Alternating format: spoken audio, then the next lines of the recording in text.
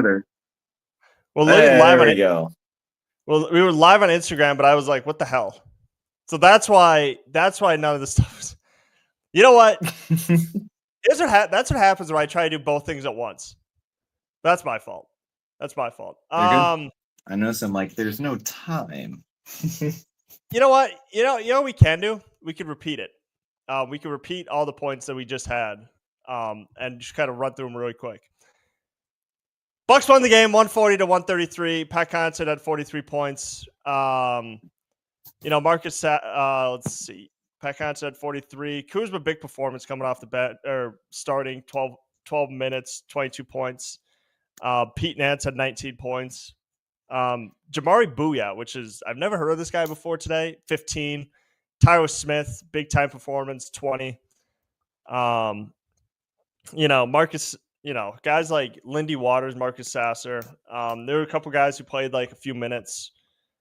So Evan, it's gonna be hard to put the toothpaste back in the tube. But Evan, what did you see in Milwaukee's performance against Detroit? It's like deja vu. No, I think like what you touch. I think my favorite, obviously with Pat Connaughton getting 43. I think the big one, I think Pete Nance. He, again, one of those guys where you don't really expect to have bigger games. Whether he's given the chance or not. Because I always felt like that with obviously Marjan and some of the other guys that we've had in the past few years. Backup wise, where they get kind of garbage minutes or these kind of throwaway games. But it's cool. He's got a really slow shot. He's one of those guys who I didn't really expect to be a 3-point shooter. He had some big plays. He had, again, 5 or 9 shooting. He had a block, pretty nice block at the rim later into the game, which is cool. But, big ones, obviously, you mentioned Pat Kuzma, 22 in the first. He did his due diligence and he left, played that first quarter, 5 3-pointers. And I think he's only had 6 3-pointers the last 2 games or so. So it was kind of nice to see the bounce back game for him. And then Tyler Smith, obviously, getting 20 points. Again, someone that I feel like they can utilize down the road once given more of an opportunity. And then the other one, 23 of 44 from 3. Efficient shooting, 50 of. I think what was weird is that Buck shot 50 of 86, and the Pistons shot 51 of 107. So they had about 20 or 19 more shots than them. Only made 1 more than them. So good efficient for defensive wise. Obviously, that means they got a lot of offensive rebounds, which they did give up 14 of them. But no, just a good throwaway game. Obviously went to overtime, like you mentioned earlier with the shot. There's nothing else you can do about it. Just one of those lucky heaves. But no, very, very good way to go into the playoffs. I feel like a good send off to keep the win streak going and hope that all this momentum carries into the playoffs. Yeah, and it was a throwaway game for both teams. As I mentioned before, Jalen Durant only played 12, Tobias played 10. So it's like both teams are like essentially, I mean, we're not playing for anything. Our playoff seedings are very much secured. I believe the Pistons are playing the Knicks, if I'm not mistaken. Correct. Yep. Yep. And so, and Milwaukee's obviously got its playoff matchup against the very hated Indiana Pacers. So, and honestly, watching today's game, I was very happy for Pat Connaughton. I think he did earn himself some playoff minutes. Like, with Kevin, obviously you got Bobby and Kevin Porter Jr., but I think Pat Connaughton with his 43-point performance, in which virtually he was just wow. Like as heavily criticized as Pat Connaughton's been throughout his tenure in Milwaukee, I was extremely happy to see how he performed today. I think he, rose up to the challenge. I think he kind of rose to the criticism. And I think he was able to, just hoop. I mean, that's just the crux of it. Is he was just able to go out and hoop in a very meaningless game. And look, Detroit, you forgot to them because they fought through. And, Lindy Waters made that ridiculous shot to send the game to overtime. I mean, there was nothing more Pete Nance could have done in that situation. But that was a ridiculous shot by Lindy Waters to send the game to overtime. And, Milwaukee's obviously able to outscore Detroit 17-10 overtime to win. But, And I think there was a huge fraction of the people that was like, there's no way Milwaukee wins this game. But I think once you see that they sat Cade Cunningham and, they essentially sat Jalen Duran and Tobias Harris, and it's like, oh, no, this team's going places. This team could very well win this game, and they did, because I think Detroit had its spot locked up as well. So, um, and again, I understand people want to play Tyler Smith a little more, but Doc Rivers is not like a huge proponent of playing younger players. That was kind of the whole reason why he got selected in this year's draft. Doc Rivers always just prefers to play veteran players over young players. See Andre Jackson Jr. to know what I'm talking about. Um, and I don't understand it because I think I think for what Milwaukee is right now, I don't. I think eventually they're gonna have to get younger. There is gonna have to be a bit of a youth movement there, along with a couple of the other veterans because because what I don't understand, okay, is Milwaukee's had young talent. They've just traded them all away to try to chase another championship, and I'm like, that could only be bad. Because if you keep giving up the farm and if you keep giving up draft picks, then it's like, where's the youth movement coming from? Because players only get older in this league, and what ages them is the amount of playoff games that you play. Okay, Giannis has a lot of miles on his body, and he has more miles on his body because he's usually been in the postseason for the past 6 or 7 years. Okay, like Damian Lillard. Dame's hurt, but he's 33.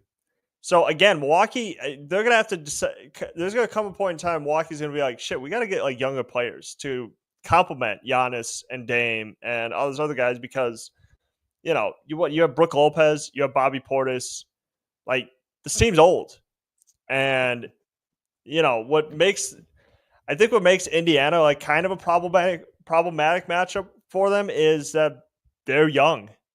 Miles Turner, Tyrese Halliburton, Nemhard, Benedict Mathurin. Like these are all guys who've been in college for the past, like we're in college like two seasons ago or something like that. So, and Milwaukee doesn't really have that. They have guys who, they have Brook Lopez who, his first year in the NBA was, the same year as, George Bush was president. So, you gotta get younger eventually because if you don't, then you're just gonna keep losing to younger teams. And again, this I kind of compare it to you don't want to hang on to this championship team too long. Kind of like what the Lakers did, like with Kobe Bryant, Pau Gasol. It's like and eventually like your team just gets a little older. Okay, you're not as spry as you used to be, and all of a sudden you get knocked out by a younger team. I don't want to see that happen in Milwaukee. So they gotta figure out what they're gonna do to get younger. They have they have Kevin Porter Jr. Hopefully they re-sign him for next year, but they gotta draft well, and they really haven't. And they have to like see a young player like see its way through. Right? Because they had Sam Merrill. They traded him. Yeah. They had DiVincenzo. They traded him. So it's just like, you keep trading away young talent and, you keep, we're giving away free assets essentially for what? To get older? That I don't like that. I don't think that's smart business. And I think that, eventually, like I said, Milwaukee's just going to have to get a lot younger if they're going to hope to continue to compete. And I feel like that was an issue with them last year. I obviously playing the Pacers, but if you can get a fast break, any of those guys is going to make a layup. Whether you're the first man off the bench or you're the last guy, physically possible, they're going to make that shot no matter what. And I feel like you're always getting beat. The Cavs have been one of those teams. Obviously, the Pacers have, the Pistons have, the Knicks have. If you just got guys who are faster than someone else on our team, like you're going to make that shot 9 out of 10 times. And I feel like that was their biggest issue was no one could just catch some of these guys. And a lot of the guys on the Pacers, with my Pacers roster at time, but you read some of those names and you're like, who is that? And how did he have 15 points? It's like, oh, because he's faster than Brook Lopez, which probably 99% of the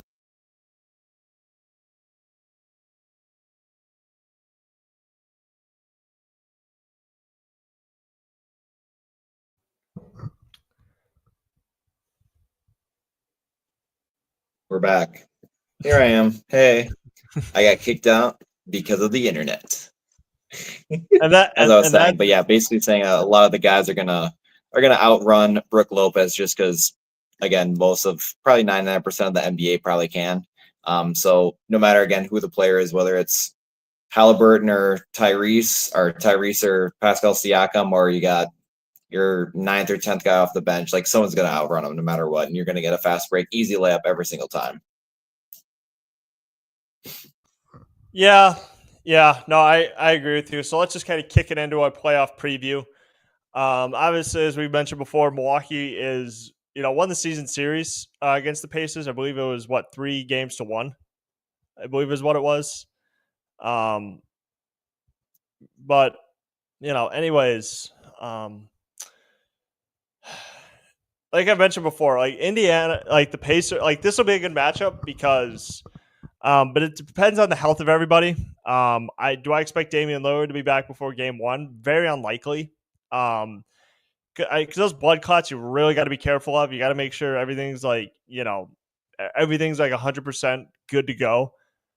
And like I said, this is kind of the second year in a row where Milwaukee's kind of had that weird injury pop up before the playoffs. Like Giannis just had a non-contact calf injury that he wasn't able to come back from, and now Lillard's got this weird blood clot. So that's a bit of an issue because I think to win anything, Milwaukee needs to have Lillard and Giannis be healthy. Giannis is healthy, Lillard's not. So you got to be healthy both at the same time. And it's unfortunate that they haven't had that yet in the postseason. Do I think it's enough to win with Giannis? Probably.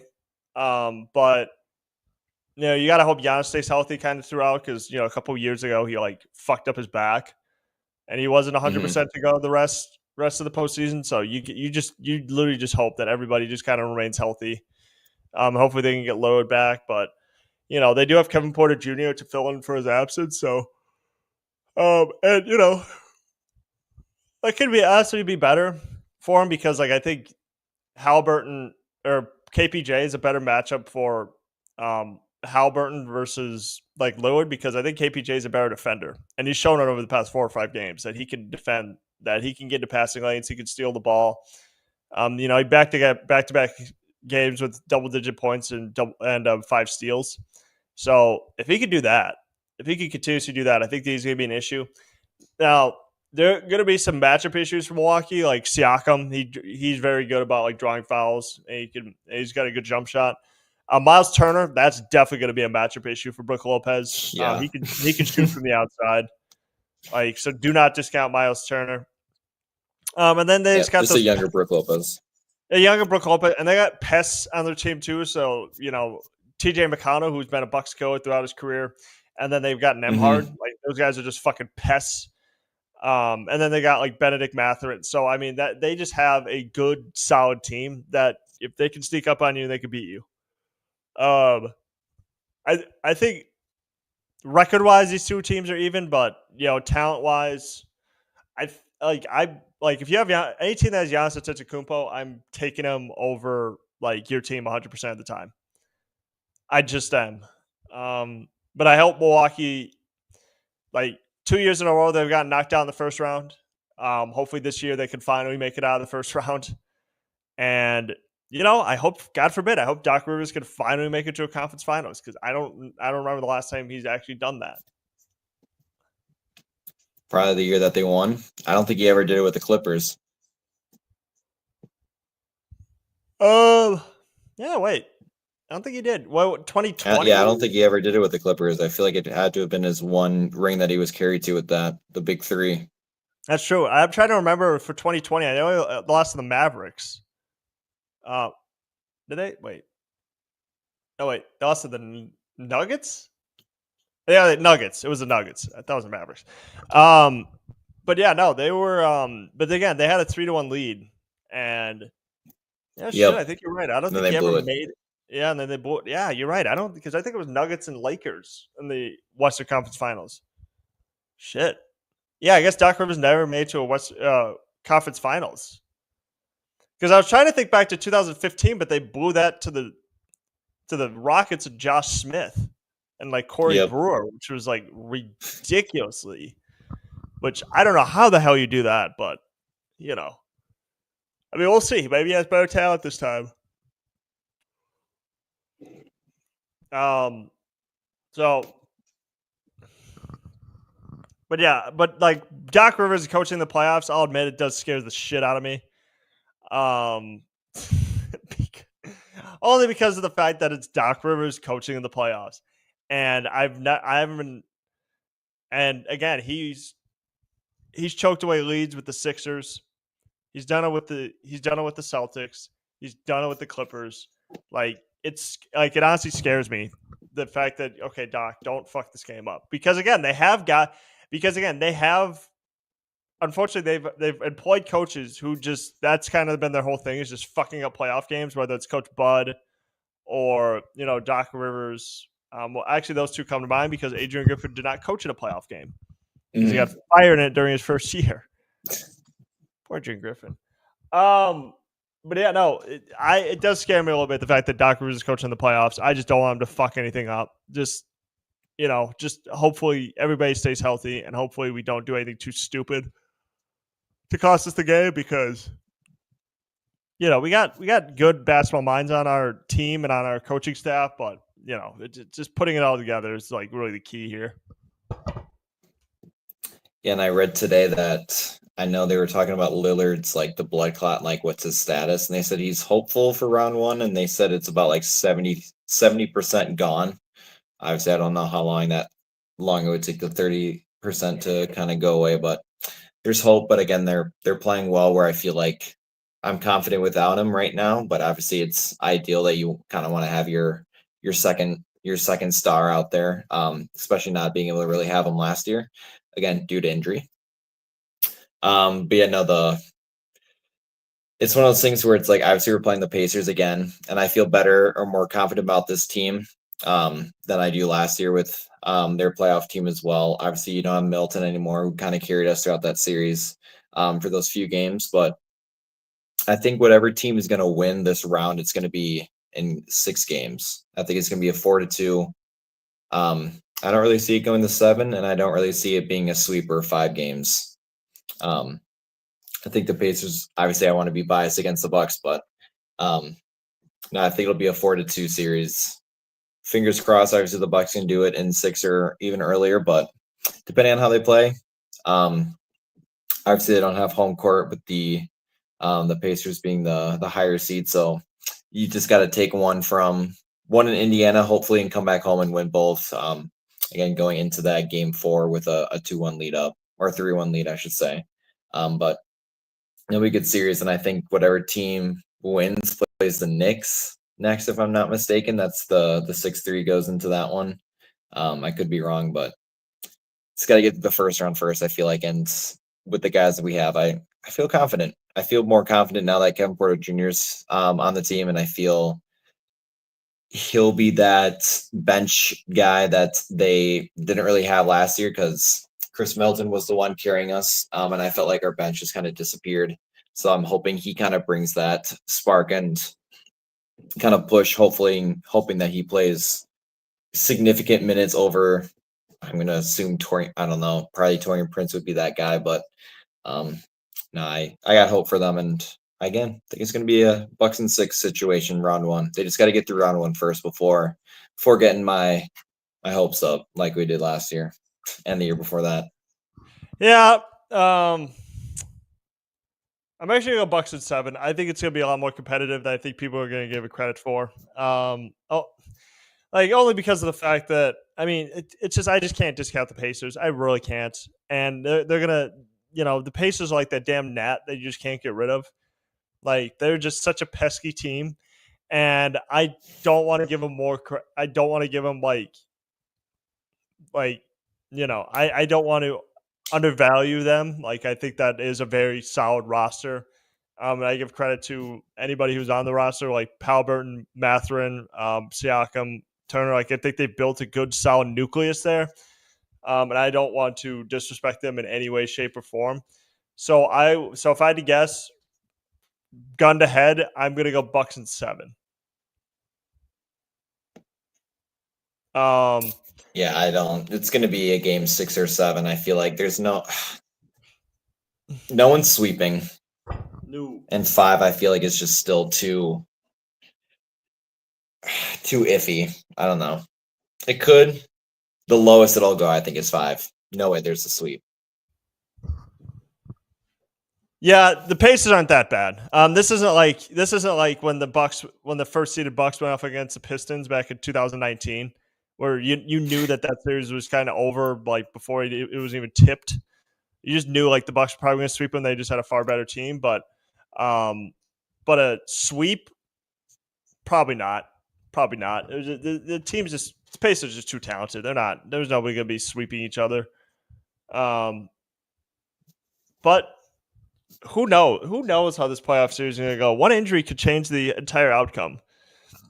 As you saw with the Heat, there was probably so many Bucks fans like, oh, we're going to run through the Heat, and the Heat ended up like knocking us out in 5 games. So it's like, who knows? Like this playoff series could really go either way. If I had to put a gun to my head, I'm going to say the Bucks are going to win in 7 games. Okay. So, and just looking at, I got Knicks. I think the Knicks could potentially sweep the Pistons. But again, it's also the Knicks, so you never know. Celtics play either the Magic or the Hawks, whoever win that one. Loser plays for the 8th seed, which would be the Bulls or Heat. I feel like the Bulls are going to come through with it. And I think the Magic. I think the Magic are going to play the Celtics and then get stomped on, and then I think the Bulls are going to play the Cavs and get stomped on. Bucks and 6. Honestly, I'm going to go with the Heat over the Bulls, and here's why. Okay. I can't discount the Heat either. Like honestly, as that's true. You got it. Heat culture. I mean, look, people are like, I thought the Heat season was over after they traded away Jimmy Butler, and somehow they're always there, right? They're always there, and a lot of people are going to be like record wise, people are going to give the edge to the Bulls, but God forbid, the Heat are always freaking there. Whether it's Andrew Wiggins, whether it's Duncan Robinson, whether it's Bam, whether it's Tyler Hero. Tyler Hero, by the way, is one of their building blocks, and so is Bam. So that's still a very, very dangerous team, I think. And you throw Andrew Wiggins into that mix, like I can't discount the Heat either. Do I think the Heat are going to like have the miraculous one they won a couple years ago? Hell no. But I do think that do I think they're going to win a play-in game? Probably, yes. Did you say the Magic are playing the Hawks? Yeah, Magic play the Hawks, so whoever wins that's automatically the 7th seed. And then the Bulls or Heat would have to win 2 games in order to get the 8th seed. Yeah, I mean, I will go with the Magic too. I just think the Magic are like a little too injury riddled for my liking. And especially not having the shooting of Franz Wagner. Blowing out his knee. I mean, that's. The Magic aren't as good as they were last year. They've dealt with some injuries, but there's certain things I just can't. And the Hawks, yeah, that one's a toss up, but I can definitely see the Heat. I mean, the Hawks, they're in this position every year. Like they're playing darlings. Like they're literally in the play-in like every single year. There's not been one time where, and that would honestly concern me as a Hawks fan, because what you really got to start to question is, does Trae Young elevate this team? Like he can pass, he can score, but do they have the guys around him to elevate to not being in the freaking play-in every year? Like that would be my question. Especially with Jalen Johnson in it. Because it could get frustrating as hell if I'm a fan and like you're constantly going 40 and 42 and you're playing in the play-in. Like that would frustrate the hell out of me. Because the most mid team. Yeah, exactly. Because it was just like they tried the whole thing with, they made it to that miraculous run of the Eastern Conference Finals. Then it was just like, Yep. well, let's go big Hawks here. fans like, all right, maybe we're back. Let's go big here. Let's Haven't go done trade anything for DeJounte. since. Yeah, and then it was like, let's trade for DeJounte Murray. And it was just, what? And then DeJounte Murray didn't elevate him. Nope. And, they had, they had one of their first round draft picks. He retired. So, it's not that fun to be a Hawks fan right now. And again, there are certain teams that just, they don't really have like that. They just have that one star. And I think Trae Young, they had a good nucleus with him, but then it was just like, well, let's try to get even better. And it just hasn't worked out. And now they're like basically skimping by just to be like 40 and 44 and just just sneaking into the play-in. Like, again, that's not a fun. It's just not a fun position to be in. But at least I'm not a Mavericks fan. God, that's brutal. That's brutal. Be a Mavs fan. That's tough. That's tough. To go from the finals last year to trading away like your franchise player. Yeah, that's tough. That's tough. That's tough. If I'm Nico Harrison, I'm just gonna go into hiding. Yeah, and he keeps showing up to games. He keeps, and he's getting booed. Like, why would you do that to yourself? Two things are certain. Number one, they're gonna show you on the jumbotron, and number two, you just know that those two things are very much certain. So I just don't understand why you keep doing this to yourself. So I honestly don't have anything else. What did you have anything else? No, it's really just a little preview for the playoffs. It's exciting. Again, I've been so out of tune with the Bucks now that work's been starting, so I'm excited for the playoffs obviously coming up, and just again, fingers crossed they win a series. They got to win game 1 and just kind of build that momentum. Obviously they're on an 8-game win streak right now. That's very unlikely of them to do near the end of the season. I feel like it always comes crumbling down at this time of the year, and things are all popping up. That's not the news that they ever want to hear, but I don't know. They're going into the playoffs hot, and let's just really hope that they can finally get over the hump again. Yeah, here's the thing. Lillard I know it comes back too. Yeah, and I know the disappointment's coming eventually, but I just want to kind of brace myself for it. Like whether it happens in the first round or whether it happens in the second round. I know it might come eventually, but I just kind of want to be prepared for when it's going to happen. I hope it doesn't. I hope that they could have a run somewhere in 2021. They can win it all, but I'm also not going to get my hopes up. I have to be realistic and just be know where they are at this point. So that's all I got. Yeah. I feel like second round's a good one. Yeah. Oh, 100%. If you're going to get out in the second round. So then it's always we were one series away from the finals, or we couldn't even get out of the first round. That's how I feel like. Yeah, and again, they had this similar situation a couple of years ago with the Boston Celtics where they got to 7 games and they were just fucking Grant Williams. God damn it. Yep. Up 3-2 in that series too. Oh, that one hurts even more because because the memory that burns in there is the fact that Drew Holiday stole the ball from Marcus Smart to clinch it. I know, and I hate seeing all those clips of series that you lose. Just we're oh yeah, that was such a great play, but it was irrelevant because they lost. Oh yeah, and then the next Gotta credit that it happened, but I know, and then we know the outcome. Then the next game, Jason Tatum just dropped his nuts on us. He could not miss that game. And then we got blown out in game 7. Grant Williams had 7 threes. It was just, what do you do? What do you do? There's nothing that they could have done to and again, credit to the Celtics but still, it still hurt to lose that series because I thought that they were the better team. But look, I'm excited for when's the series start? Saturday? Yeah, I think so. Is it in Milwaukee? Is the first game in Milwaukee? Do we have a better? Oh, fuck, Indiana. Shit, damn it. Yeah, I would assume the higher seed. All right. I was paying. Oh, that's right. Pacers did have a better record. I'm not good at paying attention to that. So, all right. thank you guys for tuning in to this edition of the Milwaukee Bucks at Tep podcast. We'll see you guys for a little special playoff edition next week. Evan and I will be recapping all the games, so tune in for that, and we'll see you guys later.